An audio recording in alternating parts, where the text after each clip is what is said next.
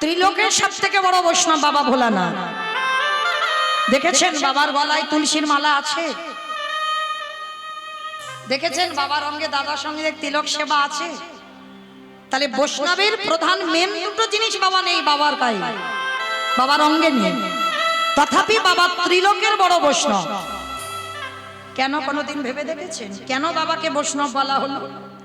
এই আভরণ সবাই পড়তে পারে, যারা দাঁড়িয়ে আছেন বসে আছেন, আমি কীর্তনিয়া সম্প্রদায়, আভরণ সবাই পড়তে পারে, তিলক সেবা সবাই করতে পারে, মালা গলায় সবাই নিতে পারে, কিন্তু ভিতরটা বৈষ্ণবতা করে দেখাও।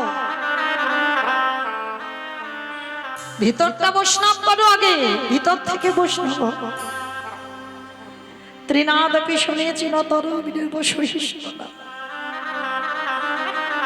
অমানিনা মানদেন কীর্তনীয় সাদা হতো। সবসময় মনে রাখতে হবে মা, হৃদয়টা তৃণ থেকে আরো নরম করতে হবে। তৃণ মানে ঘাস, ঘাসকে মারিয়ে চলে যাবে, কোনো প্রতিবাদ হবে না। তোমাকে যদি সবাই অপমান করেও চলে যায়, তোমার মধ্যে কোনো অপমান বোধই থাকবে না। তোমার নামে যদি সারা রাজ্যে বাবা ঢেরি পিটিয়ে বেড়ায়, তোমার মধ্যে মান সম্মান বোধ থাকবে না। তোমাকে সহিষ্ণুতা অর্জন করতে হবে। গাছ যেমন দাঁড়িয়ে থাকে, ডালপালা ছিটে দেয়, গাছ বলে না যে আমি তোমাদের এত অক্সিজেন দিই, তবু আমার ডালপালা কেন ছিটে দাও? তোমাকে সহিষ্ণুতা অর্জন করতে হবে, ধৈর্য ধরতে হবে, অমানিনাকে মান দিতে জানতে হবে। সমাজে দেখবেন অনেক ব্যক্তি আছে, সমাজে তাকে হয়তো সম্মান করে না, শ্রদ্ধা করে না। তুমি যদি ভক্ত হও, তুমি যদি বৈষ্ণব হও, সমাজে কেউ যাকে সম্মান দেয় না, মান দেয় না, তোমাকে তাকে মান দিতে হবে, সম্মান দিতে হবে। তোমার কেউ যদি এক গালে চড় বসিয়ে দেয়, তোমাকে আর একটা গাল বাড়িয়ে দিতে হবে। সর্বদা বৈষ্ণবের প্রধান স্বভাব হবে নতভাব। সে তুমি আভরণ পরো, তিলক সেবা করো বা না করো, গলায় তুলসী মালা নাও বা না নাও, তোমার ভিতরে যদি বৈষ্ণব হয়, তুমি হলে প্রকৃত বৈষ্ণব। নিতাই গৌর প্রেমানন্দে হরি হরি বল, হরি বল। আজকে রঘুনাথ দাসকে যেই না নয়নটা দেখেছে হরিদাস ঠাকুর, আর নয়ন দুটো দেখে বলে বলেন এই তো সেই মাটি, এই মাটিতে বীজ পুঁতে দিলেই অঙ্কুরিত হয়ে যাবে, এই সেই মাটি। ও মাইরা, কথাটা দেখেছো কত সুন্দর কথা? এই মাটিতে বীজ পুঁতে দিলেই অঙ্কুরিত হয়ে যাবে। আর রঘুনাথ একটা জমিদারের ছেলে হয়ে, যার বাবার আয় মাসে 12 লক্ষ স্বর্ণ মুদ্রা, আর সরকারকে মানে নবাবকে কর দিত 8 লক্ষ স্বর্ণ মুদ্রা। সেই রঘুনাথ জমিদারের ছেলে, পোশাক কি জানো? একটা বহির্বাস আর একটা অন্তর্বাস, আর কোনো পোশাক নয়।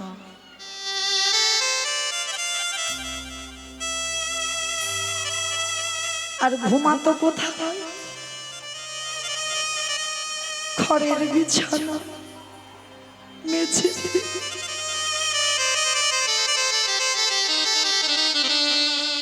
এখনকার সমাজে বাবা একটা বৈষ্ণব দেখাতে পারবেন সত্যিকারের বৈষ্ণব? এখনকার দিনের বৈষ্ণবদের বাবা এসি ঘর না হলে ঘুম হবে না। ভালো করে দেখবেন, ষোড়শ গোস্বামী এরা কি করতো বাবা? একটা গাছের তলায় 1 রাত 2 রাত নয়। কেন? মানে একটা গাছের তলায় যদি 2টো রাত কাটাই, যদি এই গাছের প্রতি আমার মায়া জন্মে যায়। অত সোজা নয় বৈষ্ণব বাবা। আজকের একটা জমিদারের ছেলে রঘুনাথ, তার দশা দেখো। খড়ের বিছানা আর একটা ওই সামান্য ধুতি আর বহির্বাস অন্তর্বাস, আর কিছু নয়। 24 ঘন্টায় একবার আহার। হরিদাস ঠাকুর বলছে, রঘুনাথ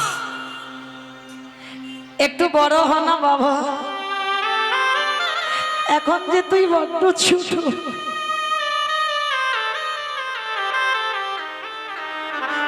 এখন যে বড্ড ছোট, একটু বড় হলে তুই আমাকে অনুকরণ করিস। রঘুনাথ করজোর করে বলে উঠল, প্রভু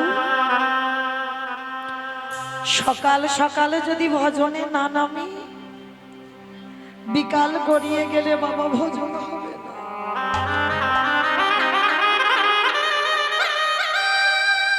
ভজন যদি করতে চাও সকাল সকাল নামতে হবে, বিকালে ভজন হবে না।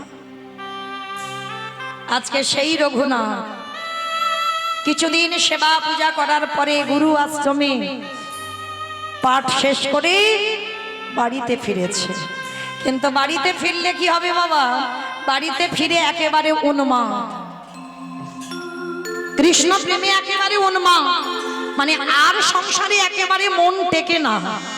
সব সময় মা যদি একটু ভক্ত দেখে, আর যারা সাধনীয় হয়, যারা ভজনীয় হয়, ভক্ত তো চিনতে পারি, ভক্ত যদি দেখে রঘুনাথ তার সঙ্গে পালিয়ে যায়। আর বড় লোকের ছেলে তো আবার প্রহরীরা গিয়ে রঘুনাথকে টেনে ধরে আনে। একদিন হিরণ্য দাস মানে জ্যাঠামশাই সিদ্ধান্ত নিল, কে আছিস তারই প্রহরী, এই রঘুনাথকে বন্দী করে দাও। আর শুধু কারাগারে বন্দী করবি না, ওকে হাতে পায়ে ওই শিকল দিয়ে রেখে দেবে, যেন ও ঘর থেকে আর বেরোতে না পারে। যেই না বলেছে ঘর থেকে বেরোতে আর না পারে, রঘুনাথ বলেন, গুরুদেব ঠিক করেছ, ঠিক করেছ গুরুদেব, এতদিনে যেটা কেউ পারেনি তুমি পেরেছ। জেঠু এই যে আমাকে কারাগারে রাখবে না, আর কারাগারে রাখলে কি হবে, আমার নিরঞ্জন জায়গা ভজন করতে সুবিধা হবে। কে গো মাইরা, ভাগবতে প্রহ্লাদকে রেখেছিল তার বাবা হিরণ্যকশিপুর কারাগারে, পাগলা হাতির পায়ের তলায় ফেলে দিয়েছিল, ছেলে মরেনি, জ্বলন্ত আগুনে ফেলে দিয়েছিল, ছেলে মরেনি, পাহাড় থেকে ফেলে দিল, ছেলে মরেনি, বিষধর সাপের মুখে ঠেলে ফেলে দিল, ছেলে মরেনি, এমনকি মা গিয়ে বিষ খাওয়ালো, ছেলে মরেনি। তার মানেটা কি, প্রহ্লাদের সঙ্গে কেউ ছিল না, প্রহ্লাদের সঙ্গে তার হরি বন্ধু ছিল। তাহলে প্রহ্লাদের বাবা যেমন হিরণ্যকশিপুরী যেমন প্রহ্লাদকে কারাগারে বন্দী করেছিল, আজকে রঘুনাথকেও কৃষ্ণ বলে কাঁদে বলে, কৃষ্ণকে ভালোবাসে বলে ওই রঘুনাথকে কারাগারে নিক্ষেপ করলো। কে গো মায়েরা, কারাগারে নিক্ষেপ করলেই কৃষ্ণ ভুলে যাবে?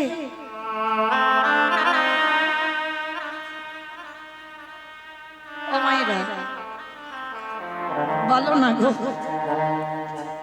একবার যে কৃষ্ণকে ভালোবাসি,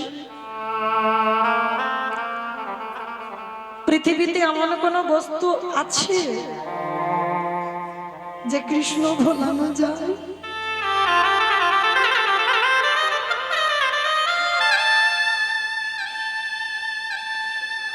আর এই কৃষ্ণ নামের ব্যাধিটা যার একবার ধরে যাবে না, তার এই সংসারে আর কিছু ভালো লাগবে না, আর কিছু ভালো লাগবে না। সর্বদা ভগবানের কাছে প্রার্থনা জানাবে, দয়াময় কবে আমি এই বিষয়ে বৈভব ছেড়ে আমি তোমার চরণ প্রাপ্তি পাব। আজকে সেই রঘুনাথ হাজার চেষ্টা করছে কৃষ্ণ ভোলাবার জন্য, কারাগারে যখন রেখে দিয়েছি, রঘুনাথ বলে উঠলেন, জেঠু আমার খুব ভালো হলো, এই যে নিরঞ্জন জায়গা হলে তবে তো কৃষ্ণ ভজন করা যায়, তবে তো সাধন করা যায়, যার জন্য তো আমার বাবা ভোলানাথ বেছে নিল কেদারনাথ আর বদ্রীনাথ, একেবারে পাহাড়ের মাথা। কেন? নিরজন জায়গা না হলে কৃষ্ণ ভজন হবে না। বেছে নিয়েছে একেবারে পাহাড়ের মাথা, তা নিরজন হয়ে গেল।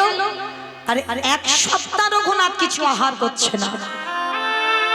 কি গো মায়েরা, আমরা একদিন যদি আহার না করি আমাদের কত কষ্ট হয়, কি গো মা, হয় না?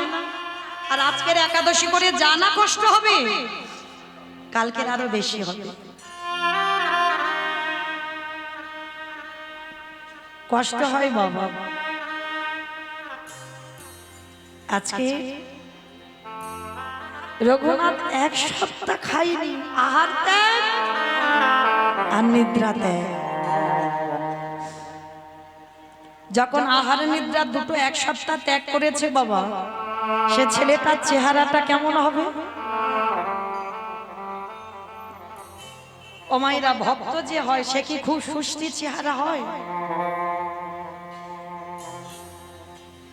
ভক্ত যদি হয়েছে না, খুব সুষ্ঠি চেহারা নয়, রুগ্ন শুকনো হয়ে যাবে।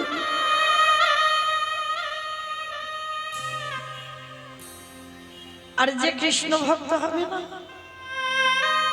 দিনহীন পথের ভিখারি কাঙাল, তাকে দেখলেই মনে হবে ও পাগল। কৃষ্ণ ভক্তকে চিনবে কি করে জানো? তার স্বভাব, তার চরিত্র একটু পাগল পাগল।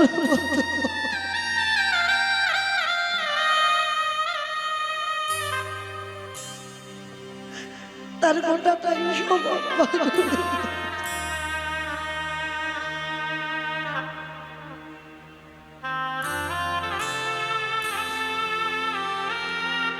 রঘুনাথ যখন এক সপ্তাহ কিছু খাচ্ছে না,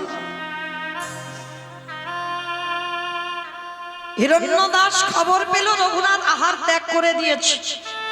ছুটতে ছুটতে গেছে জ্যাঠামশাই রঘুনাথের কাছে। রঘুনাথ, রঘুনাথ, কি রে বাবা, আমি শুনলাম তুই নাকি এক সপ্তাহ ধরে কিছু খাচ্ছিস না, এক সপ্তাহ ধরে ঘুমাচ্ছিস না। কি হয়েছে রঘুনাথ তোমার? তুমি আমাদের একমাত্র বংশের প্রদীপ, বলো না বাবা তুমি কি চাও?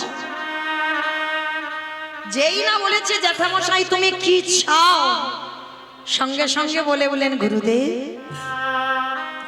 জ্যাঠামশাই আমি যা চাইব তুমি দেবে? দেব বাবা দেব, বল কি চাস? না ওরকম করে নয়, আমার মাথা ছুঁয়ে বলো, যা চাইবো তাই দেবে। মাথা ছুঁয়ে বললাম তো বাবা, যা চাইবি দেব, বল কি চাস? জেঠু, কথা যেন খিলাপ না হয়, তাহলে দাও আমায়। আমায়রা, রঘুনাথ জ্যাঠামশাইয়ের কাছে কি চাইছে দেখো। জেঠু, কৃষ্ণ এনে দাও আমারে,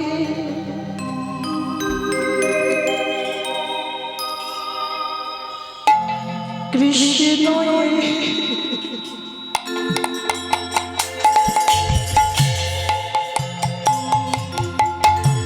কৃষ্ণ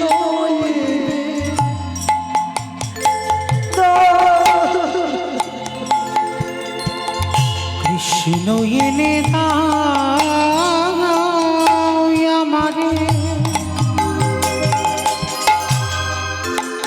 কৃষ্ণ এনে দাও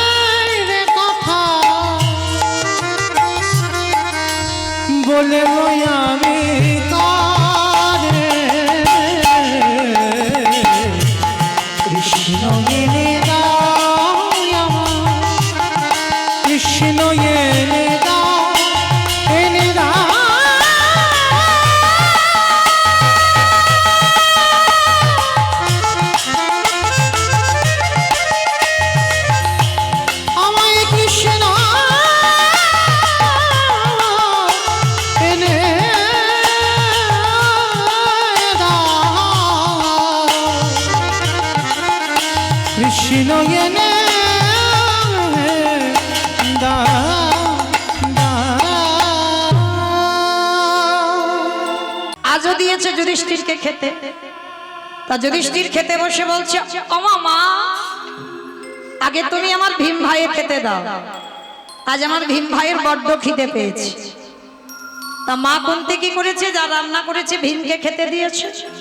আর ভীমের ওই দিন এত খিদে পেয়েছে, মা যা রান্না করেছে ভীম সব একাই খেয়ে ফেলেছে। মা কুন্তি রেগে গিয়ে বলেন, ভীম,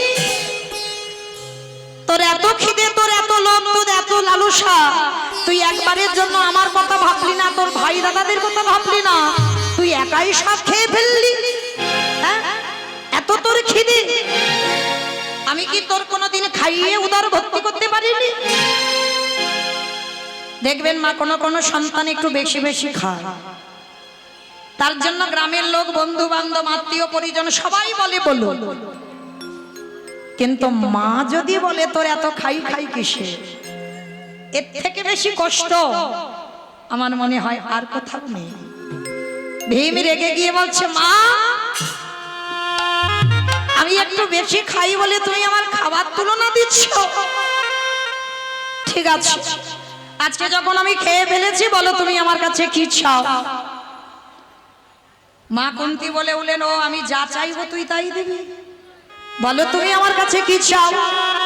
তাহলে আগে ত্রিসত্য কর, আমি যা চাইবো তোর কাছে তুই দিবি। ত্রিসত্য করলো, বলো তুমি কি চাও? বলল, ভীম, দিতে যদি হয় আমায় একটা জিনিস এনে দে, বলো না কি চাও? খোকারে,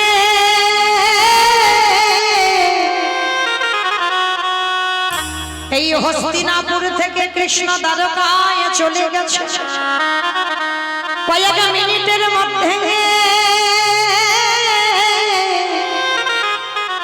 আমার কৃষ্ণকে একবার আমার কাছে এনে দে বাবা।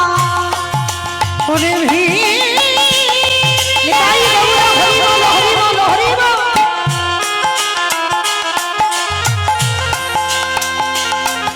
ওরে দিতে যদি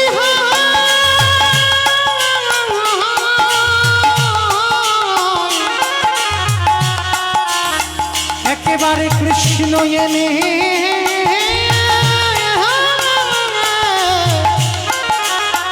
কৃষ্ণ এনে, যেই না বলেছে কৃষ্ণ এনে দে, সঙ্গে সঙ্গে বাবা ভীম বলে উঠলেন, ও এত কিছু জগতে চাইবার ছিল, অন্য কিছু চাইতে পারলে না, আমার কাছে কৃষ্ণ চাইছো? কয়েক মিনিট নয়, কয়েক সেকেন্ড আমি তোমার কাছে কৃষ্ণ হাজির করব। যুধিষ্ঠির মহারাজ বলছে, ভাই তুই আনবি কি করে? বলে, দেখো না দাদা, তোমার মতো আমার মন্ত্র জ্ঞানে নেই, তন্ত্র জ্ঞানে নেই, বেদ বিদ্যা জানি না, কিন্তু দাদা আমি ওই আমার কৃষ্ণকে ভালোবাসি, বাসিতে পারি। আমি তো জানি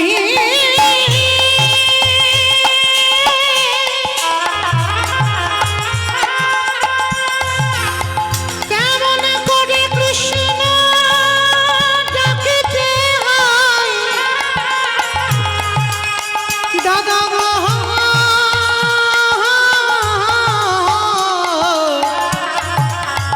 কেমন করে কৃষ্ণ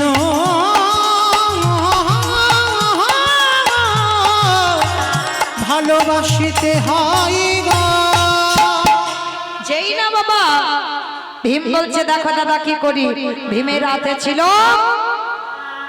80 মণ ওজনের গদা, আর ওই 80 মণ ওজনের গদাটা মাথাতে 3 বার ঘুরিয়েছে, আর 3 বার ঘুরিয়ে একেবারে গদাটা একেবারে শূন্যে তুলে দিয়েছে। আর ওই যখনই শূন্যে তুলে দিল, গদাটা ঘুরতে ঘুরতে ঘুরতে ঘুরতে নিচের দিকে, আর যে সোজাসুজি পড়বে গদা, ভীম মাথাটা পেতে দিয়ে একবার শুধু ডাক দিল, কৃষ্ণ কৃষ্ণ।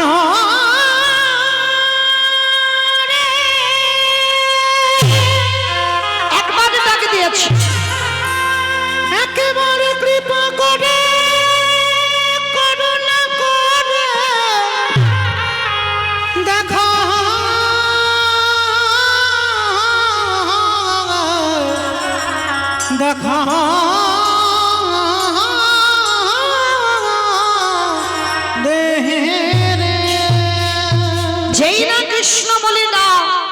ভগবান সবে দ্বারকার সিংহাসনে গিয়ে বসতে যাবে, সঙ্গে সঙ্গে উঠে বাবা রওনা দিচ্ছে। সত্যভামা রুক্মিণী বলছে, প্রভু তুমি কোথায় বেরোচ্ছ? সবে তো তুমি এলে। ওই শোনো সত্যভামা, মধ্যম পাণ্ডব ভীম বাড়ি বাড়ি আমায় ডাকছে। আমি যদি না যাই দুর্যোধনের উরু ভঙ্গ করবে কে? আমি যদি না যাই, ভীমে যদি বেঁচে না থাকে, দুঃশাসনের বক্ষ চিরে রক্ত পান করবে কে? আমি যদি না যাই, ভীমে যদি বেঁচে না থাকে, ধর্মরাজ্য প্রতিষ্ঠা করবে কে? আমি আসছি সত্যভামা। হস্তিনাপুর থেকে দ্বারকা 3 দিনের পর ভগবান কয়েকটা সেকেন্ডে একটা গদা উপরে ছুঁড়েছে, মা নিচে পড়তে কতটুকু টাইম লাগে? ওইটুকু টাইমে একেবারে শূন্যে দ্বারকা থেকে একেবারে এসে বাবা প্রথমে গদাটা মাথায় পড়বে, আগে কৃষ্ণ বুকে করে গদাটা নিয়েছে। এক হাতে গদা আর এক হাতে ধুলা থেকে ভীমকে তুলছে। আরে আমার আসতে যদি একটু দেরি হতো, এই গদা তোর মাথায় পড়লে তোর অপঘাতে মৃত্যু হয়ে যেত, মৃত্যু হয়ে যেত। এরকম করে কেউ ডাকে? ভীম উঠে কৃষ্ণকে বুকে ধরে বলল, কৃষ্ণ আমি যদি তোর ছবির সামনে গিয়ে বলতাম আমার মা তোকে দেখতে চেয়েছে, তুই আসতিস? কত অজুহাত দিতিস, আমার এই কাজ, আমার ওই কাজ, আমার সেই কাজ, কিন্তু দেখলি তো এমন কায়দা করে ডাকলাম, কয়েক সেকেন্ডই আমার কাছে ছুটে এলি। পাশে দাঁড়িয়েছিল কুন্তি মা।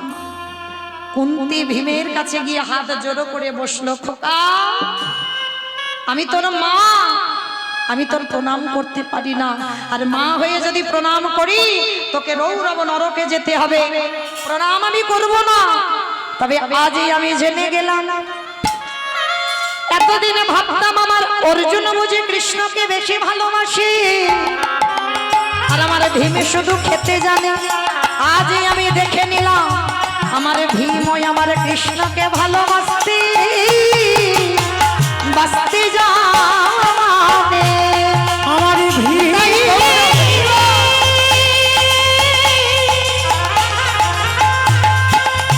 ও যে কৃষ্ণ ভালো,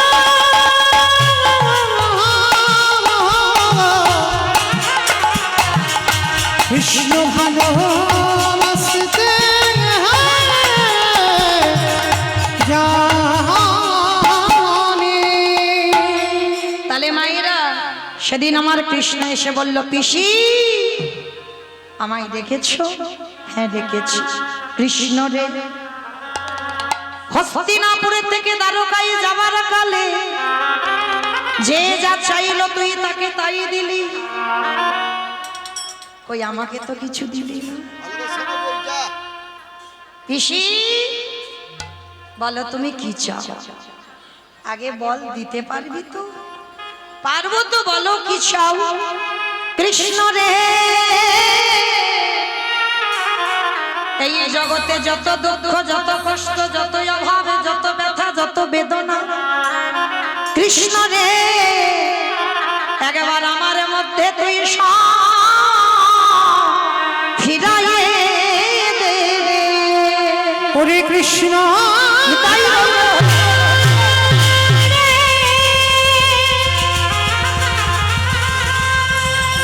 আমি যে রাজমাতা হতে চাই না,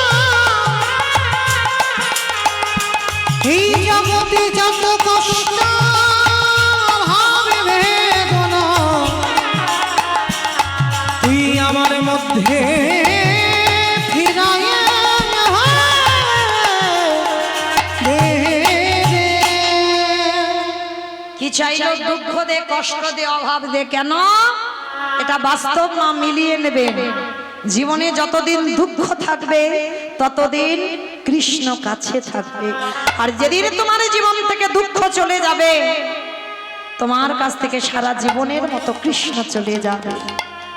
ওই জন্য সকল কাজের মধ্যে দিয়েও মায়েরা, শুধু তো আমরা কলির মানুষ, দুঃখের সময় ভগবানের কাছে জানাই যে ঠাকুর আমার কি সর্বনাশ হলো। ওই সুখের সময় কই বলো না ঠাকুর আমি জীবনে খুব সুখে আছি। এখানে একজন ভক্ত হৃদয়ে হাত রেখে বলতে পারবেন যে সুখের সময় ভগবানকে একবার জানিয়ে আসেন যে প্রভু আমি খুব সুখী? কেউ বলি না, কিন্তু জীবনে দুঃখ আসুক ভগবানের কাছে গিয়ে কেঁদে বলবে ঠাকুর এটা কেন হলো, কি জন্য হলো। কিন্তু শুধু একটা কথা মনে রাখতে হবে, কাঁদালে কাঁদিতে হয় এ কথাটা মিথ্যা নয়। তুমি যদি কাউকে না কাঁদাও, তুমি যদি কাউকে দুঃখ না দাও, জ্বালা না দাও, যন্ত্রণা না দাও, তোমার জীবনে জ্বালা যন্ত্রণা জীবনেও আসবে না। তাহলে আমরা বুঝতে পারি না বাবা, যাদের মধ্যে অনুভূতি আছে তারা জানে যে জীবনে কেন কষ্ট হয়। কেন জানো?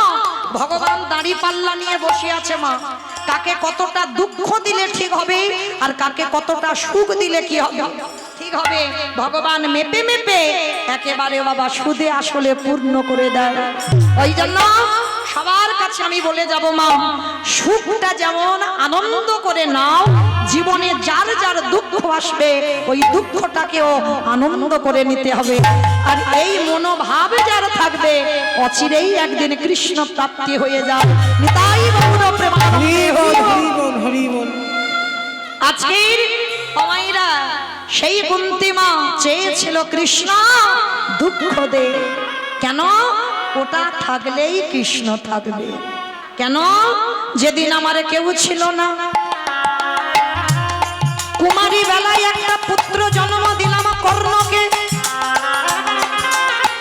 সেদিনও কাঁদলাম। যেদিনে পাণ্ডুর সঙ্গে বিয়ে হলো সেদিনও কাঁদলাম। যেদিনে পঞ্চ পাণ্ডবকে নিয়ে গান্ধারীর ঘরে দাসীবৃত্তি করলাম সেদিনও কাঁদলাম। যেদিন আমার ভীমকে বিষ খাওয়াতে গেল সেদিনও কাঁদলাম। যেদিন 5টা ছেলেকে পোড়াতে গেল সেদিনও কাঁদলাম। যেদিন আমার কর্ণ কুরুক্ষেত্রের মাঠে বধ হলো সেদিনও কাঁদলাম। ও পিসি, তাহলে আর কেঁদো না, এবার একটু সুখ চাও। কৃষ্ণ, যেদিন আমার কেউ ছিল না আমার কৃষ্ণ ছিল, কিন্তু আজ আমার সব হলো।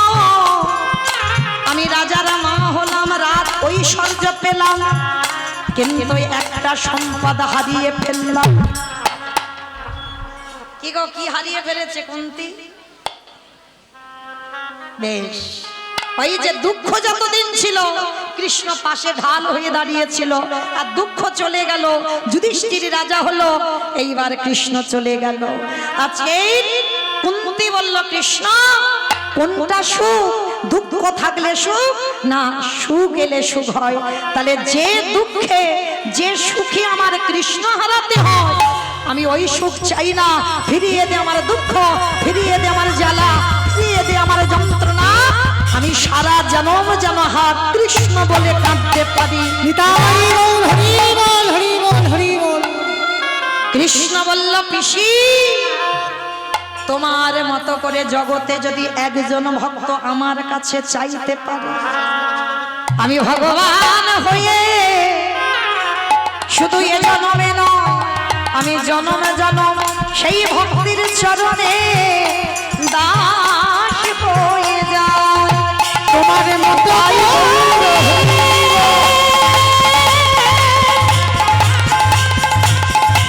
যে জন কৃষ্ণ ভালো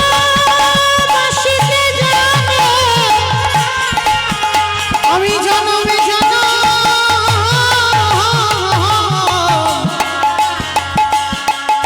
তার চরণে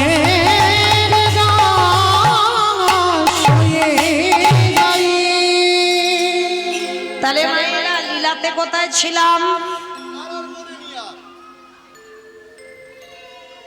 কোথায় ছিলাম? সামনের বাড়িতে না, লীলাতে কোথায় ছিলাম? রঘুনাথ নবদ্বীপে গেল, তাই তো? এখানে ছিলাম তো। বেশ, এইবার নবদ্বীপে গিয়ে খবর পেল নিমাই 24 বছর বয়সে সন্ন্যাস ফিরে এলো বাবা জ্যাঠার সঙ্গে। আর যখনই ফিরে এলো কিছুদিন পরে আমার নিমাই এসেছিল বাবা নবদ্বীপ নয়, শান্তিপুরে অদ্বৈত আচার্যের ঘরে। তাই হিরণ্য দাস আর গোবর্ধন দাস জমিদার খবরটা যেই না পেল, সঙ্গে সঙ্গে রঘুনাথকে নিয়ে গেল শান্তিপুরে। আর যেই না শান্তিপুরে গেল, ঠিক আজ আমি যেমন কীর্তন গাইছি, শান্তিপুরে অদ্বৈত আচার্যের ঘরে আমার প্রভু এসে দাঁড়িয়েছে। ভক্তরা লাখো লাখো ভক্ত দাঁড়িয়ে আছে, আর প্রভু কি করছে জানো?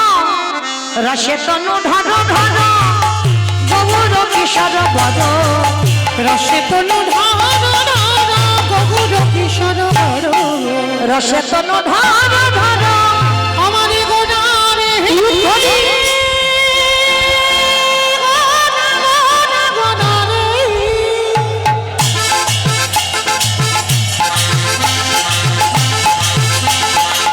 গোড়া গোড়া নিতাই গৌর হরি বল।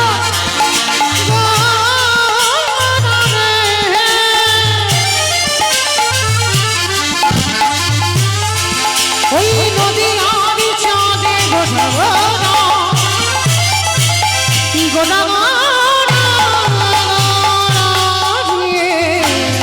রসে তনু ঢর ঢর গৌর কিশোর বদ, রসে তনু ঢর ঢর গৌর কিশোর বর, এদের নাম শ্রীকৃষ্ণ চৈতন্য, এই নাম শ্রীকৃষ্ণ চৈতন্য, এদের নাম শ্রীকৃষ্ণ চৈতন্য, এই নাম শ্রীকৃষ্ণ চৈতন্য, এই শ্রবণে গুরু কথা কহিতে অন্তরে ব্যথা, শ্রবণে গুঢ় কথা কহিতে অন্তরে ব্যথা, এ শ্রবণে গুরু কথা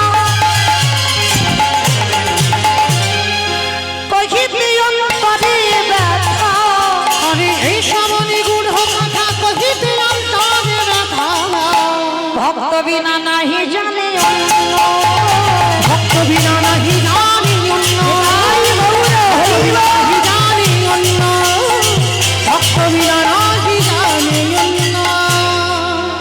রঘুনাথ গিয়ে একেবারে আছাড় খেয়ে পড়ল আমার গৌর চরণ। আর যেই না গৌর চরণে পড়ল, আমার গদাধরকে বলছে, গদাধর আমার প্রসাদের ডালা থেকে আমার ভক্তকে একটু প্রসাদ দিয়ে দাও। যে প্রসাদ পাবার জন্য যোগী মুনি ঋষি কাঁদে, আজকে সেই প্রসাদ রঘুনাথ পেয়ে গেল। আর যেই না রঘুনাথ প্রসাদীটা পেয়েছে, প্রভুর সেবা করছে এক সপ্তাহ যখন প্রভুর চরণে বসে প্রভুর চরণ সেবা করছে। আর এই চরণ সেবা করতে করতে আজকের এক সপ্তাহ পরে এবার রঘুনাথকে বলছে, রঘুনাথ তুমি আবার বাড়িতে ফিরে যাও, আমি আবার জগন্নাথ ধাম পুরী ধামে রওনা দেব। প্রভু আমাকে সঙ্গে করে নিয়ে যাও। না রঘুনাথ, আমি তোমাকে নিয়ে যেতে পারবো না। রঘুনাথ একটা কাজ করো, তুমি বলো বাবা মা পড়াশোনা শিখিয়েছে, জমিদারি দেখভাল করো, আর জমিদারি দেখভাল করে পড়াশোনা করে সংসার করো, বিয়ে থাকো। না না প্রভু না, আমি সংসার করতে চাই না, আমি সংসার জীবনে জড়াতেও চাই না, আমি তোমার চরণ সেবা করব বলে এসেছি। রঘুনাথ মর্মট বৈরাগ্য পালন করবে না, লোক দেখানি বৈরাগ্য পালন করবে না, আমার আদেশ। এটা আমি বলছি না বাবা, মহাপ্রভু রঘুনাথকে আদেশ দিয়েছিল, মর্মট বৈরাগ্য ধারণ করবে না, লোক দেখানি বৈরাগী হবে না। আমি বলছি না, অনেকে আছে না জপের মালাই জপ করবে, আবার এদিকে ফোনে গল্প করবে, আবার সবজি দোকানে গিয়ে নামের মালা হাতে আবার সবজি দাম কষাকষি করবে। অপরাধ নিও না মা, কান বলে নিচ্ছে, কারণ এই লাইনটাই বৈষ্ণব সমাজ অনেক। তো আমি বলছি না, আমার কথাও নয়, মহাপ্রভু রঘুনাথকে বলছে, রঘুনাথ মর্কট বৈরাগ্য ধারণ করবে না, লোক দেখানি বৈরাগী যেন না হয়। বৈরাগ্য যেদিন প্রকৃত আসবে তোমাকে আমার কাছে আসতে হবে না, আমি ঠিক তোমাকে টেনে বের করে আনবো। কি গো মা, বিশ্বাস করেন? প্রকৃত বৈরাগী যেদিন হবে, যেদিন বিষয় বৈভব হৃদয় থেকে চলে যাবে, তোমাকে যেতে হবে না ভগবানের কাছে, ভগবান নিজে তোমার কাছে এসে তোমার ঘর থেকে টেনে বের করে নিয়ে যাবে। এটা আমার বিশ্বাস।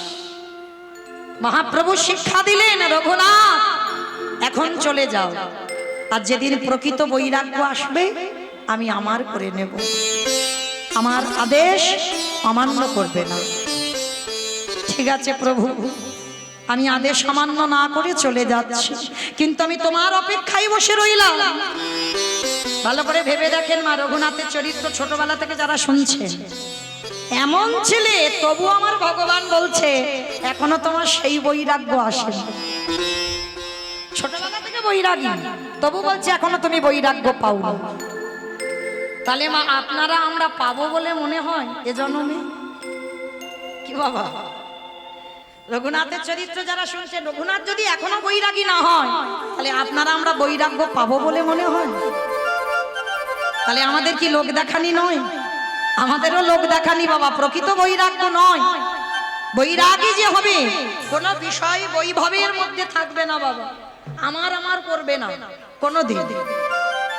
মাধুকরী করবে মাত্র মুষ্টি ভিক্ষা, 3 বাড়ি প্রসাদ ভুজি, মানে এই নয় যে আমার জায়গা জমি আছে, ব্যাংকে টাকা আছে, সেইগুলো দিয়ে বাজার করে ভগবানকে দিয়ে খাবো না, এটা প্রসাদ ভুজি না। প্রসাদ ভুজি তাকেই বলবে 3 বাড়ির দাঁড়ে দাঁড়ে যাও, বেশি নয় যে শরীর চলছে মানে অনেকগুলো বাড়ি যাব না, 3 বাড়ি গিয়ে মুষ্টি ভিক্ষা করে আনো, আর সেই মুষ্টি ভিক্ষা নিয়ে নিজে রন্ধন করে যেদিন জুটবে পাবে, আর যেদিন কেউ কিচ্ছু না দেবে অনাহার অনিদ্রায় হরির নামামৃত রস পান করে সারা দিন রাত কাটাতে হবে। আছে এইরকম বৈরাগী? হরি বল। তাহলে মায়েরা আজকে রঘুনাথকে পাঠিয়ে দিল, রঘুনাথ চলে আসছে, আর আস্তে আস্তে গঙ্গা পার হবে, এসে দাঁড়িয়েছে বাবা পানিহাটি। কি মায়েরা পানিহাটি গেছেন তো? বাহ, যারা যারা গেছেন ওখানে চিড়ে দধি উৎসব না, হ্যাঁ যারা গেছেন অবশ্যই জানেন। তো ওই যে ওইখানে এসেছিল আমার নিতাই চাঁদ, ওখানে এসে পানিহাটিতে নিতাই চাঁদ বসেছিল। তা সেই দিন আমার রঘুনাথ শুনতে পেল যে নিমাইয়ের মানে গৌরহরির দাদা এসেছে, যাইতে একবার দেখে আসি। তা রঘুনাথ গিয়ে যেই না দণ্ডবাদ প্রণাম, নিতাই চাঁদ বলল চোর চোর চোর চোর। আমার নিতাই চাঁদ রঘুনাথকে চোর বলছে, সবাই তো অবাক। আর রঘুনাথ কেমন ছেলে, জমিদারের ছেলে তো সবাই জানে, রঘুনাথ ভালো বংশের ছেলে, রঘুনাথের স্বভাব এমন নয় যে চুরি করবে, কিন্তু নিতাই চাঁদ চোর বলছে। এই একে চোর ধরে রাখো। আচ্ছা মা, আপনারা বুঝতে পেরেছেন কেন নিতাই চাঁদ চোর বলছে? কেন চোর বলছে? কেন বলছে? ফোন চুরি কেন করবে? ফোন চুরি করেনি, আগে নিতাই চরণ না ভজন করে সরাসরি গৌর চরণে গেছে। কি গো মাইরা, সম্ভব? এই জন্য তো আমার ভগবান বলল তোমার এখনো বৈরাগ্য হয়নি। আপনারা জানেন না, বৈষ্ণব পদাবলিতে বলছে অগণে তাই পদ কমলা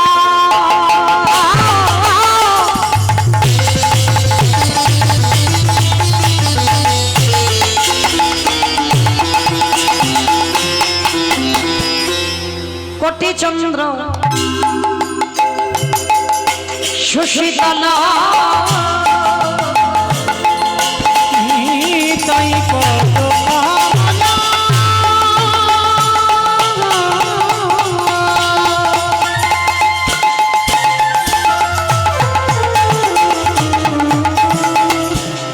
কোটি চন্দ্র সুশীতল ওগো যে ছায়া জগৎ জোড়া,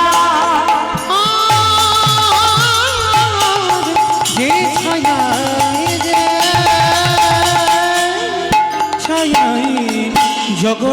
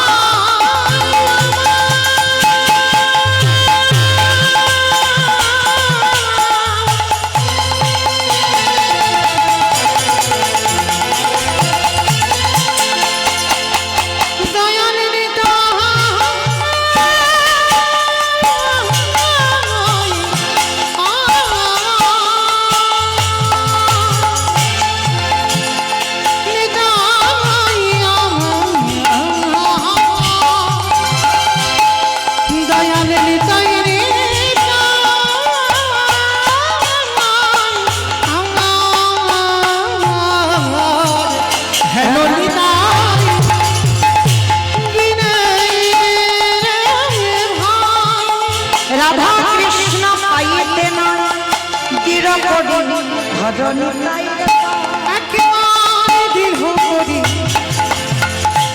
ধরনে তাই পাই বলি ভজ ভজয় আমার নিতাই ভজ।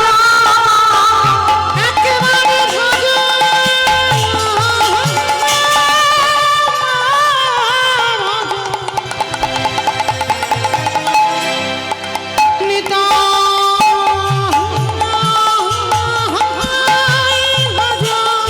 বলি নিতাই ভজলে গৌর পাবে বলি গৌর ভজলে ব্রজে যাবে কৃষ্ণ পাবে বলি গৌর ভজলে ব্রজে যাবে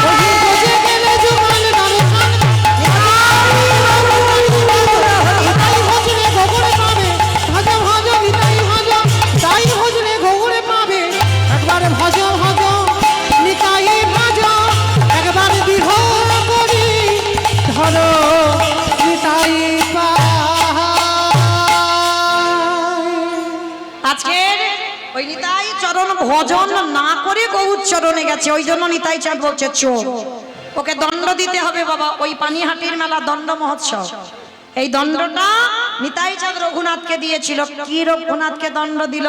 ও তো জমিদারের ছেলে, চিরে দধি যত যত ভক্ত আছে সবাইকে প্রসাদি দিতে হবে। জমিদারের ছেলে রঘুনাথ রাজি হলো। হিরণ্য দাস, গোবর্ধন দাস এসে চিরে দধি মিষ্টি যা যা ছিল ওই দোকান থেকে এনে আজকে রঘুনাথ চিরে দধি বিতরণ করলো। রঘুনাথ ঘরে গেলেন। ঘরে যাওয়ার পরে এবার তো ছেলে বড় হয়েছে, ও মায়েরা দেখাশোনা করে একটা বিয়ের দিনক্ষণ ঠিক করা হলো। মেয়েটার নাম রাখা হয়েছিল কি জানো? যাতে কৃষ্ণ ভুলে যায়, রত্নাবতী। অঙ্গটা সোনার মতো অঙ্গ, যাতে কৃষ্ণ ভুলে যায় মেয়েটাকে পেয়ে। কি গো মায়েরা, ভুলবে বলে মনে হয়? কেউ যদি ধরো জগন্নাথ দেখতে ভালো নয়, ভালো নয় তো, কেউ যদি জগন্নাথকে ভালোবেসে ফেলো, আর সেই জগন্নাথের বদলে সেখানে যদি একটা কোনো সিনেমা আর্টিস্ট এনে দাঁড় করানো হয়, ভালো লাগবে? কারণ আমি ভালোবেসেছি ওই কালো মানুষটাকে, হ্যাঁ? সে যত তুমি রূপবান আনো না কেন সেটা আমার ভালো লাগবে না, তাই না? তা আজকে এসে দাঁড় করিয়েছে কোথায় রঘুনাথ? বিয়ে হলো, বিয়ের পরের দিন হলো কাল রাত্রি, তার পরের দিন হলো ভুলসজ্জার রাত। আর এই ভুলসজ্জার রাত্রিতে রঘুনাথ ধুলার পরে শুয়ে কাঁদছে। ও মাইরা বলো তো দেখি, যদি ওই ফুলসজ্জার রাত্রিতে স্বামী পাগলের মতো দরজা বন্ধ করে কাঁদে, কি বুঝবে?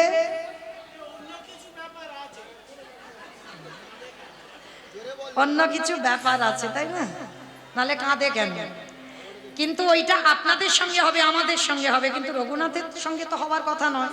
যে নারী বদন দেখেনি বাবা, নারী বদন দেখার আগে সবসময় চরণের দিকে তাকিয়ে কথা বলে, সে কি করে পারবে? তার সময় তো হবে না। রঘুনাথ কাঁদছে। রত্নাবতী গিয়ে স্বামীর চরণে প্রণাম। প্রথম রঘুনাথ নারী চোখের দিকে তাকিয়ে কথা বলল, রত্না তুমি জানো আমার বাবা মা কেন বিয়ে দিয়েছে? খুব জানি। কি জন্য দিয়েছে? বলে কৃষ্ণ ভোলাবার জন্য। রত্না পারবে তুমি আমার কৃষ্ণ ভোলাতে?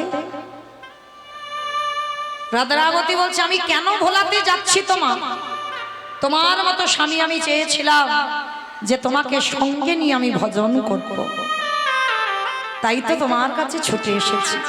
তোমার কৃষ্ণ ভোলাবার জন্য তো আসি, কিন্তু স্বামী তুমি কাঁদছো কেন? কি হয়েছে তোমার? কার জন্য তোমার হৃদয় এত আকুলি বিকুলি করছে? কার জন্য তুমি এত পাগলের মতো কাঁদছো? রত্নাবতী, যার জন্য আমার এত কষ্ট, যার জন্য আমি এত কাঁদি, পারবে রত্নাবতী এই রাত্রিবেলা তুমি তার কাছে আমার পাঠিয়ে দিতে? পারবো। আমি সত্যি তোমার সহধর্মিনী যদি হই, আমি পারবো, যতই কষ্ট হোক। বলো সে কে? রঘুনাথ বলল সে অন্য কেউ নয়, যার নাম হলো কৃষ্ণ।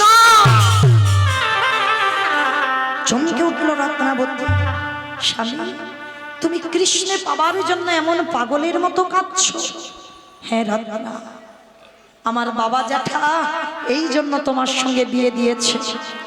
রত্নাবতী বলল, চিন্তা করো না, আমি আজকে রাত্রিবেলা তোমাকে ঘর থেকে বের করে দেব।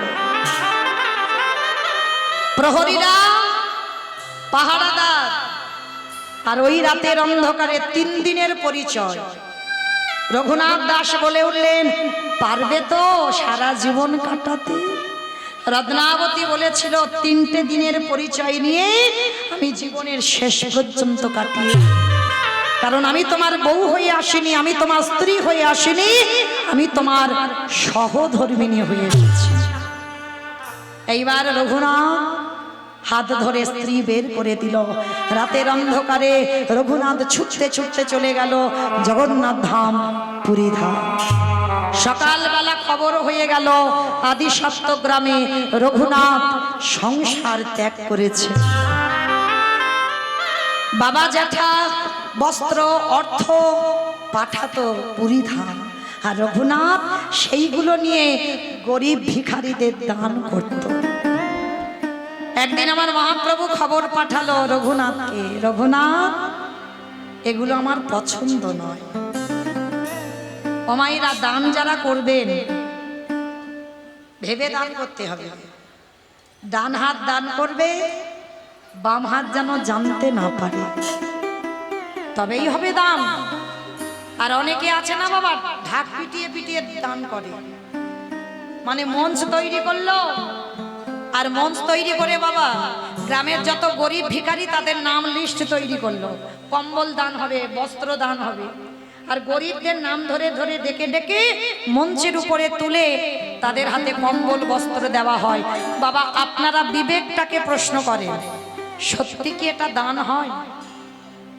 তাদেরকে ছোট করা হলো না? তারা পড়তে পারে না, তারা খেতে পারে না, তারা গরিব, তাই সবার সামনে তাদেরকে ডেকে ডেকে দেখানো হচ্ছে। এটাকে আমি বলছি না বাবা, কেউ যেন ভেবে বসবেন না যে মৌমিতা বড় বড় জ্ঞান দিয়ে গেল, আমি দিচ্ছি। মহাপ্রভু রঘুনাথকে দিয়েছেন এই উপদেশগুলো। রঘুনাথ, এতই যদি দান করার ইচ্ছা কারোর হয়, রাতের অন্ধকারে দিয়েছ, কেউ জানতে পারবে না, তুমি জানবে, যে নেবে সে জানবে, আর যে জানবার মালিক সে জানবে, তাকেই বলে দান।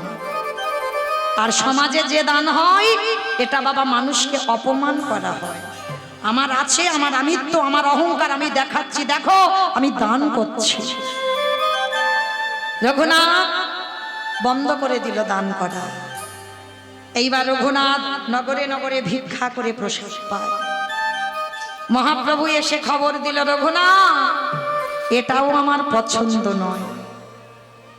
এবার রঘুনাথ কি করবে গো? সব তো পছন্দ নয়, কিরম ঘষে নিজে নিচ্ছে দেখো। আনন্দবাজার দেখেছেন? মন্দিরের ভিতরে যেখানে জগন্নাথের প্রসাদী বিক্রি হয়, ওই আনন্দবাজারে রঘুনাথ বসে আছে। যেগুলো বিক্রি হয় না রঘুনাথকে দেয়, রঘুনাথ একটু প্রসাদ পায়। মহাপ্রভু খবর পাঠালো, রঘুনাথ, এটাও আমার পছন্দ নয়। তাহলে এবার দিন চলবে কি করে? ও মায়েরা, রঘুনাথ এবার কি করেছে? 1 সপ্তাহ অনাহারি অনিদ্রায় একটা ড্রেন নর্দমায় পড়ে আছে, আর পাচ্ছে না থাকতে। প্রভু, এবার যে বড্ড খিদে পেয়েছে, আমি যদি কিছু না আহার করি আর যে বাঁচবো না। ড্রেন দিয়ে বাবা ভেসে যাচ্ছে জগন্নাথের প্রসাদ। যেখানে পায়খানা প্রসাদ ড্রেন দিয়ে যায়, কত নোংরা। কে গো মায়েরা, আমরা বৈষ্ণব, এই ছুঁয়ো না, ছুঁয়ো না, ছুঁয়ো না, ঠেকিও না, অপরাধ নিও না। আছে অনেক বৈষ্ণব এমন, কিন্তু ভালো করে আজকের বৈষ্ণবের দিকে তাকিয়ে দেখেন, ষোড় গোস্বামীর মধ্যে এক গোস্বামী ড্রেনে মলমূত্র ভেসে যাচ্ছে, সেইখানে একটা প্রসাদী ভেসে যাচ্ছে। রঘুনাথ আঁচলা করে তুলে নিয়েছে, আর আঁচলা করে তুলে নিয়ে মানে পচা পান্তা ভাত তো একটু যদি জল লাগে ও ঢেউতে চলে যাবে, সেই পচা পান্তা ভাতটা নিয়ে বলছে, প্রভু একটু যদি না পাই আমি আর বাঁচবো না। ওই প্রসাদীটা নিয়ে সবে এক গ্রাস দিয়েছে, আর দ্বিতীয়বারে যেই না নিতে যাবে, পিছন থেকে আমার গৌর হরি এসে হাতটাকে চেপে ধরে বলল, রঘুনাথ, ওরে রঘুনাথ,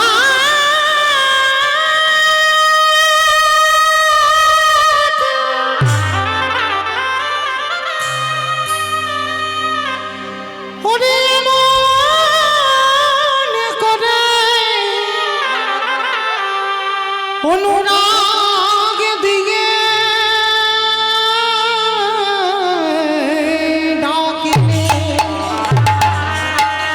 আমি ভগবান হয়ে আমি কি থাকিতে পারি? সবে একটা গ্রাস দেবে, পিছন থেকে গৌর হরি এসে হাতটা ধরে বলছে, রঘুনাথ আমায় প্রসাদ দে। না না প্রভু না, এ তো আমার উচ্ছিষ্ট পচা। রঘুনাথ প্রসাদ কোনদিন পচে রে? প্রসাদ পচে না প্রভু, আমি এঠো করেছি, আমার মুখে থুতু লালা লেগে আছে। আরে রঘু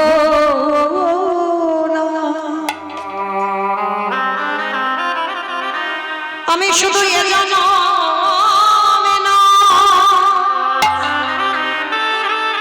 প্রতিটা জনমে জনমে ওই ভক্তের প্রসাদে পাবার জন্য আমি জনমে জনমে লালা লালায়িত। ওরে রঘুনাথ,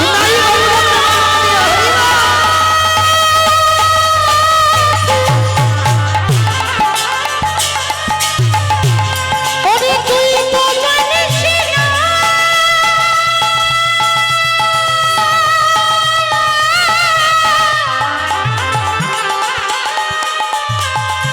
ওই প্রসাদ পাওয়ার লাগি আমি যুগে যুগে জন্মে জন্মে হরি বল হরি বল। আমি ভক্তের কাছে ছুটে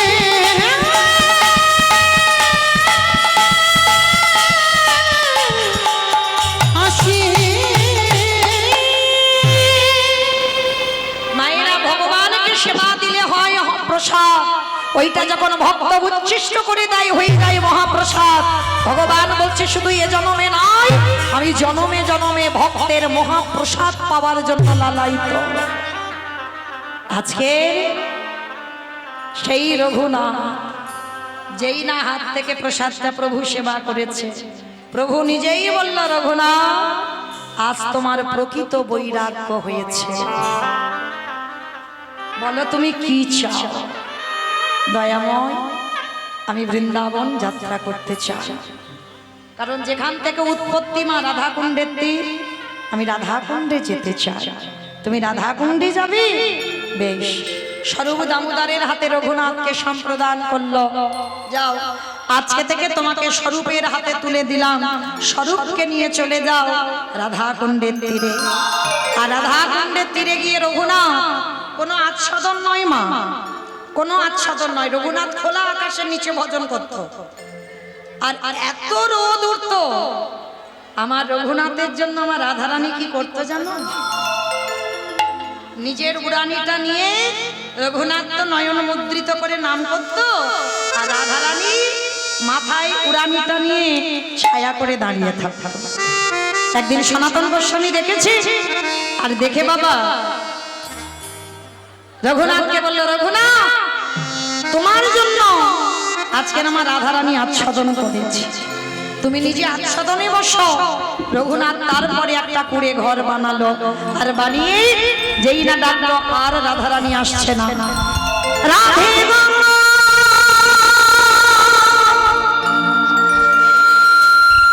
রাধে গো,